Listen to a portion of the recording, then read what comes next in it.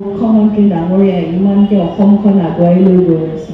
বোলে বদনাম গাবলৈ একো নাই তেতিয়া কিহত আহে তেতিয়া ধৰ্মত আহে সেইবিলাকৰ নিচিনা কাপুৰুষ নাই য'ত ধৰ্মক ধৰি পেলাই এখন সমাজ পিছুৱাই লৈ আহে আমি কি চাব লাগিব যে আমি কোনবাই আমি দেখিছোঁ নেকি আমি আল্লাহক দেখা পাইছোঁ নে মই ভগৱানক দেখা পাইছোঁ আমি কেতিয়া আমি কওঁ যে আমাৰ পাপ আৰু পুণ্য কিন্তু আমি কেতিয়া আমাক ভগৱান বা আল্লাই চাব যেতিয়া আমি মানৱ সেৱা কৰোঁ আমি এইটোক সহায় কৰোঁ তেতিয়া আমি সহায় কৰি যেতিয়া সমাজখন আগুৱাই লৈ যাব পাৰোঁ সেইটো হৈছে আল্লাহৰ প্ৰতি সঁচাকৈ দোৱা মাগিছোঁ যে আমি আমাৰ লগত সমাজখন আগুৱাই লৈ গৈছোঁ আমাৰ ওচৰ চুবুৰীয়াটোক সহায় কৰি লৈ গৈছোঁ বোলে কোনোবা বিপদত পৰিছে তেতিয়া আমি সকলোৱে আমি স্বৰ্গ বা জান্নাতত যাম কিয় যে আমি ভাল কাম কৰিছোঁ আমাৰ নিজৰ সন্তুষ্টি আছে আৰু এইখিনি সময়ত যেতিয়া বিভিন্ন মানুহে কথা কয়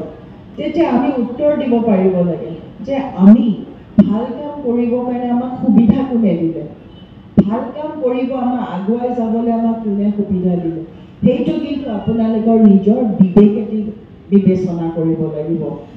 আৰু আমাৰ বিবেকেদি কেনেকৈ বিবেচনা কৰিম যে চকুৱে আমাক কি দেখায় চকুৱেতো কেতিয়াও মিছা কথা নকয় চকুটো দি দেখিম সেইটোৱে সঁচা কথা আৰু আজি মই বেছি সময় নকৰোঁ প্ৰথমবাৰ আহিছোঁ আপোনালোকৰ ওচৰত আৰু ভৱিষ্যতো মই আপোনালোকৰ ওচৰত আহি থাকিম কাৰণ মই সদায় একেলগে যিহেতু মুখ্যমন্ত্ৰী ডাঙৰীয়া একেলগে মই জালুকবাৰী সমষ্টিটো আজি বিগত 20টা বছৰ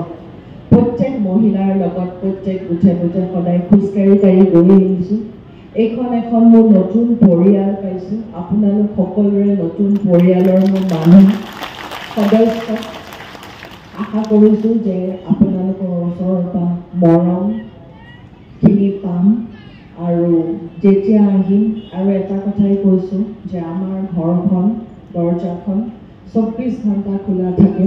মুখ্যমন্ত্ৰী ডাঙৰীয়া নাথাকিব পাৰে ময়ো কাম কাজে ওলাই যাওঁ কিন্তু আমাৰ ঘৰৰ দৰ্জা সদায় খোলা আছে কিবা বিপদে আপদে যেতিয়াই আপোনালোকে